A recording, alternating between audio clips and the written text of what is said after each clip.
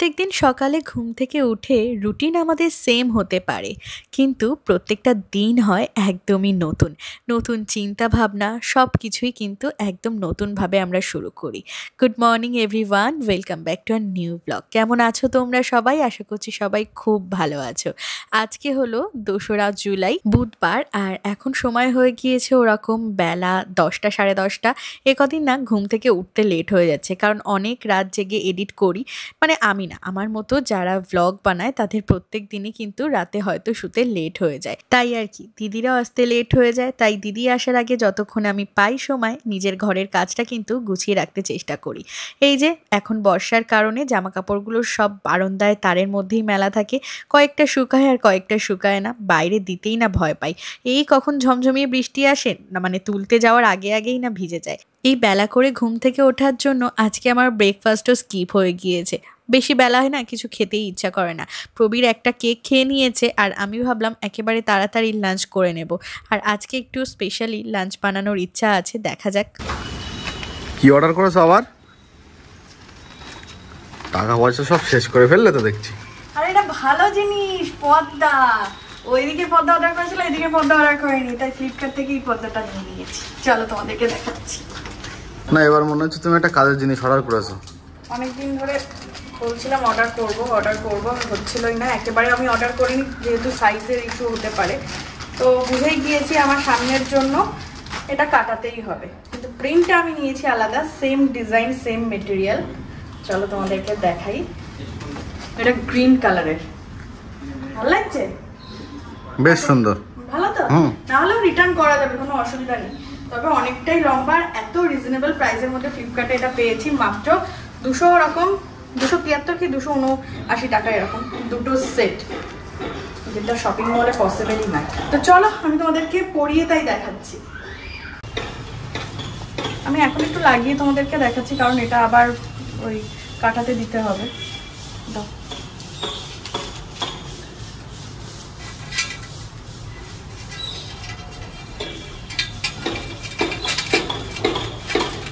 যে কোনো নতুন জিনিস হলে না বাড়িতে একটা এমনি আনন্দ লাগে, সেটা যাই হোক। হয়ে গেল? এদিকে আসো। প্রিন্টটা তো আসলে এদিকে, ওইদিকে রাস্তার মানুষ কেন দেখবো, আমরা দেখবো ভালো ভালো প্রিন্ট। ছোট হয়ে গেল নাকি? না, ঠিকই তো আছে, শুধু নিচটা একটু কাটতে হবে। দেখো কেমন লাগছে, অনেকটা আলো কিন্তু গার্ড করছে, যেহেতু একটু ডার্ক কালার না। আমার তো এটা ভীষণ পছন্দ। আর হ্যাঁ, জানি তোমরা সবাই বলবে দিদি লিংক দাও, কোথা থেকে কিনলে। আমি তো তোমাদেরকে বলেই দিলাম এটা ফ্লিপকার্ট থেকে নেওয়া। আর এটার লিংক যদি জানতে হয়, আমি ডিসক্রিপশন বক্স এবং ভিউ প্রোডাক্ট দেখতেই পাচ্ছ, এখানে ট্যাগ করা রয়েছে, ওখান দিয়ে কিন্তু তোমরা পারচেস করে নিতে পারো। আমার মনে হয় লোকাল দোকানের থেকে এগুলোর কোয়ালিটি তোমাদের দেখাই ভীষণই ভালো, ওয়াশেবল। তো আমাদের চারিদিকের পর্দা কিন্তু হয়ে গেল, এদিকের পর্দা, ওইদিকের পর্দা, রান্নাঘরের পর্দা একদম সেট। খুব তো বলছিলে, এখন তো মানছো না আমি ঠিক জিনিসই কিনেছি। কালার ঠিক আছে তো? এটা যে ভালো আছে, দেখা যাবে না। অনেকদিন ধরে দরকার ছিল, শুধু তলাটা একটু কাটতে হবে। আর এত সুন্দর হাওয়া দেয় না বন্ধুরা এই জায়গাটায়। আজকে এবারে রান্না বান্না শুরু করব, আর কাটাকুটি তো সব করা হয়ে গিয়েছে, নতুন করে তোমাদেরকে রোজ কি বলবো।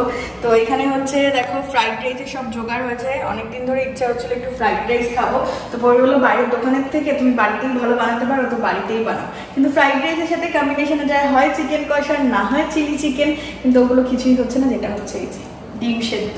প্রথমে ভাবলাম কি চিলি এগ বানাবো, তবে হচ্ছে চিলি এগ কেমন লাগবে, তো ওই ডিম আলু দিয়ে ওই মাংসের মতো কষা কষা করেই হবে। আর ফ্রাইড রাইস আর কালকে তরি তরকারিগুলো সব রয়েছে, তো সেই জন্য একটু ভাত মানে আলাদা রাখবো, আর একটু মানে বাকিটা পুরোটা ফ্রাইড রাইস বানাবো। তো আজকে এটাই হচ্ছে আমাদের মেনু। তো খুব একটা রান্নার ঝামেলা নেই, ওই 2 রকম হলেই হয়ে যাবে। তো এখন আমি ভাতটা বসিয়ে দেবো, ডিমটা সিদ্ধ হচ্ছে, এদিকে রান্নাঘরের বাকি কাজগুলো গুছিয়ে নিই। ফ্রাইড রাইস আমি যেভাবে বানাই ভীষণই সহজ, চেষ্টা করি ননস্টিক প্যানে করার, তাহলে কিন্তু একটুও লাগে না। তো সাদা তেল দিয়েছি, তার মধ্যে একটু ঘি দিয়েছি, তেজপাতা, গোটা গরম মশলা, ফোড়ন। এবারে হচ্ছে সব সবজিগুলো দিয়ে দিচ্ছি। গাজর সবাই তোমরা পারো, নতুন করে তোমাদেরকে শেখানোর কিছু নেই, তবুও যেহেতু বানাচ্ছি তাই ভাবলাম চলো তোমাদেরকে রেসিপিটাও শেয়ার করে দিই। তো সব কিছুকে এবারে নেড়ে চেড়ে ভেজে নেব। লবণ দিয়ে তাই ভাজতে হবে, তাহলে সবজিগুলোর মধ্যে লবণ ঢুকবে। আর চেষ্টা করবো আমি একটু ঢাকা দিয়ে ভাজার। সবজিগুলো হাফ সিদ্ধ হয়ে গেলে, মানে হাফ ভাজা হয়ে গেলে তারপরে আমি করবো কি, ওই কাজু কিশমিশের মধ্যে সব রয়েছে, চিনিটা তখন অ্যাড করবো, কারণ বাঙালি বাড়ির ফ্রাইড রাইস এখনও ভাত হয়নি, আমি আগে থেকে ভাজা বসিয়ে দিয়েছি। এই ডিম সিদ্ধটা নামিয়ে তাই ভাতটা বসাবো। এখানে ডিম ভাজছি, ডিমগুলো ভেজে তুলে রেখে তরকারিটা বসাবো। এখানে আমাদের ফ্রাইড রাইস মিক্সিং চলছে, হালকা একটু ফ্রাই করে নিচ্ছি, ব্যাস রেডি। আমাদের ডিমের ঝোল রান্নাও কিন্তু হয়ে গিয়েছে, একদম টক করে ফুটে উঠেছে। চলো এবার এটাকে ঢেলে আজকে রান্না বান্না এই অবধি। আর এটা হচ্ছে গতকালের শুক্তো, ভেজে এটাকেও গরম করে নিয়েছে। এবারে গ্যাসের স্ল্যাব ফ্ল্যাবগুলো মুছে গ্যাস টাইসগুলো পরিষ্কার করে স্নানে যাবো।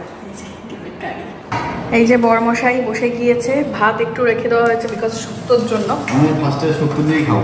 আর মায়ের জন্য একটু ফ্রাইড রাইস তুলবো, কারণ মা ফ্রাইড রাইস খেতে ভালোবাসে। তুমি ভাত খাবে নাকি? একটু শুক্তো দিয়ে খাই। তো চলো আমরা লাঞ্চ করে নিই। একদম। ফ্রাইড রাইসের সাথে ডিম কষা তোমরা কি খেয়েছো? আমরা কিন্তু খাই। তো কেমন লাগছে? আরো একটা দুর্দান্ত আছে, আর ডিমটা তো ঝাল আছে বেশি। ঠিক আছে, কম্বিনেশন ঝাল মিষ্টির। চলো খেই। এটা হচ্ছে আমার বাঞ্চ অফ ব্লাউজ পিসের সব কালেকশন। তো সব ব্লাউজ পিস তো বানানো হয় না, এই ব্লাউজ পিসটা আজকে বানাতে দিতে যাব। সামনেই রয়েছে বিয়ে বাড়ি, তো তোমাদের সাথে শেয়ার করবো কার বিয়ে। তো এই শাড়িটা পরার ইচ্ছা আছে সেই বিয়ে বাড়িতে, কারণ বেনারসির মতো লুক দেবে, বাট এই গরমের জন্য পারফেক্ট। লাল কালারের এই শাড়িটা পরে তোমাদেরকে দেখাবো, এটা আমি পয়লা বৈশাখের সময় কিনেছিলাম। তো এই ব্লাউজটা বানাতে দেব, কারণ ম্যাচিং ব্লাউজ পরলেই বেশি ভালো লাগে। যদিও আমার রেড কালারের অনেক ব্লাউজ রয়েছে এরকম ডিজাইনার, তবু ম্যাচিং ব্লাউজ দিয়েই পরার ইচ্ছা আছে। তো ভাবলাম চলো আজকেই বানাতে দিয়ে আসি। আর এর ভিতর আরও প্রচুর ব্লাউজ পিস রয়েছে যেগুলো বানানোর দরকার পড়ে না, এগুলো অল্টারনেটিভ ব্লাউজ দিয়ে পরাই যায়। আর আমি তো রেডি হয়ে গিয়েছি, যাচ্ছি এখন বসিরহাটে। টুকটাক কিছু জিনিস কেনার রয়েছে, চলো গিয়ে তোমাদের সাথে দেখা হচ্ছে। চলো, আমি একটা ব্লাউজ সাথে করে এনেছি যাতে আর মাপ না দিতে হয়, তো ডিজাইনটা একটু চেঞ্জ হবে।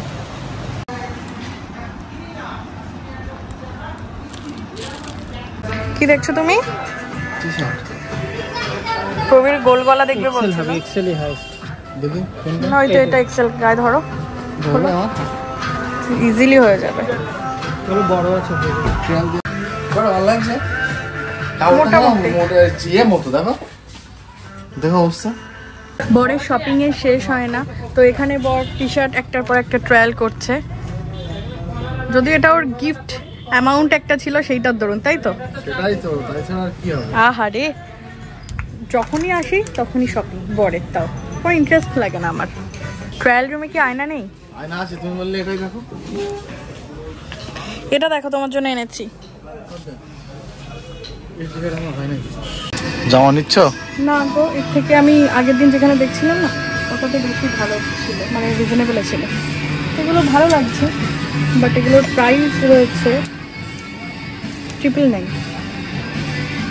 ওখানে 499 ভালো ভালো ছিল গো, ওখান থেকে নিয়ে নেবো নাকি?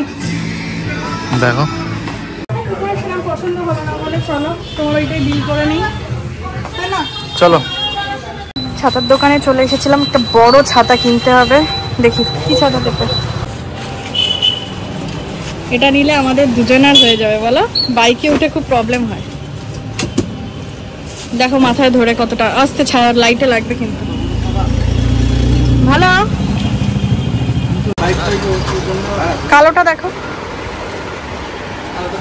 এটাই নিচ্ছ?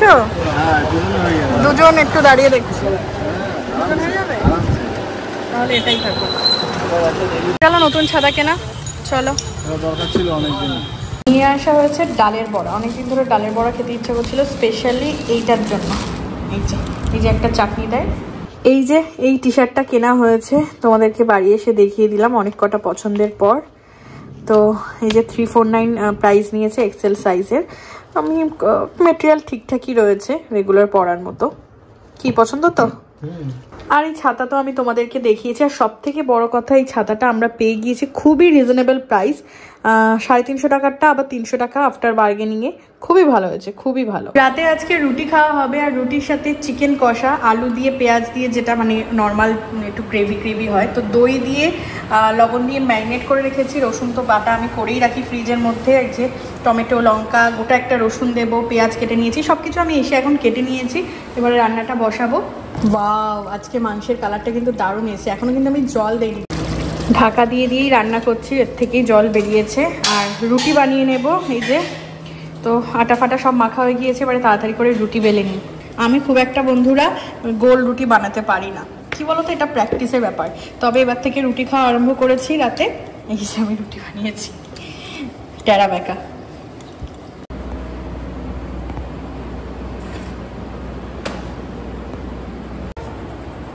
আমাদের মাংস রেডি। একটু ঝোল ঝোল রাখলাম, কারণ রুটি দিয়ে খুব বেশি কষা ভালো লাগে না।